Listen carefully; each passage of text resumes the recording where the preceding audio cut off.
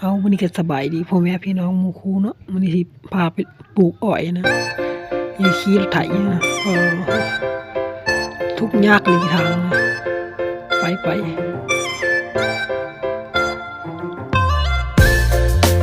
ขี่มาดขนาดหมอนี่เนาะวันนี้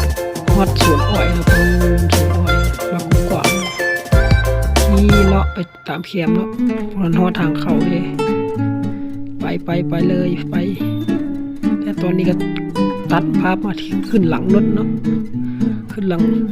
รถที่ปลูกอ้อยหนะตอนนี้ก็เลาะไปเรื่อยๆสายมาหมอนี่ก็กินอ้อยเนาะเอามึงย่ำเข้าไปเอายก2 นิ้วอีกป่า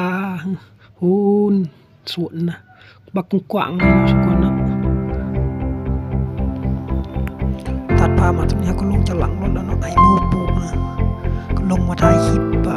หมอใน2 คนเนี่ยป้อนลงมาสู้เฮ็ดป้อนลงตอนนี้รถกำลังไปเรื่อยๆเนาะเอาขับเป็นอย่างไรบ้างเนี่ยเป็นอย่างแล้วหมอนี้ลงมาเบิ้งเนาะหมอขับรถเนี่ย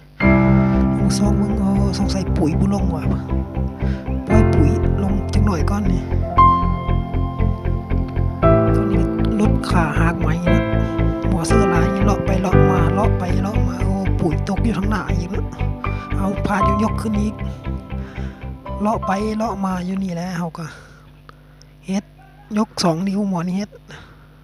ป่า2 นิ้วแต่บ่2 ใจเด้อป่ากะสิประมาณนี้แหละเนาะเฮ็ดได้สักคนบ้านนอกเนาะพูดยกโปอีกได้เพิ่นเฮ็ดนะขึ้นง่อยหลังรถป่าตอนนี้ก็รถกำลังสิออกไปเนาะเอาเฮ็ดพูดยกโปอีกหมอนี่ก็ป่ารถไปแล้วเนาะวันนี้เนาะป่าป้อนลงป่าหมอนั้นง่อยตามรถไปเลยป่าโอ้โหยังเจ๋งว่ะมาดบุธรรมดาเนาะมาดพันนี้เนาะตอนนี้เพิ่งกระโดดรถลงมาเนาะ